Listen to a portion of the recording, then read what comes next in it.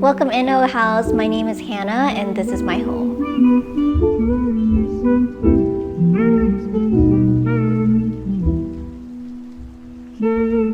I really like to go hop on the train, looking for different vintage finds, and then walk to like the next local restaurant or coffee shop and just, explore more of the city.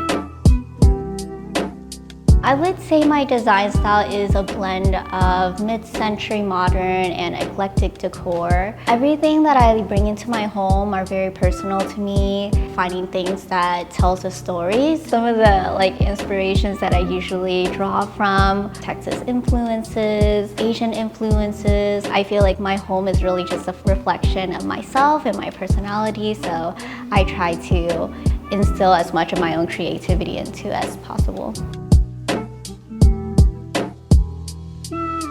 You'll usually find me curled up on my couch just watching K-drama with my husband or having dinner, catching up with him. Holly came into our life about 7 years ago, and then we brought Frankie into our life during the pandemic. We try to pick out aesthetic dog items. They are pretty much like our children.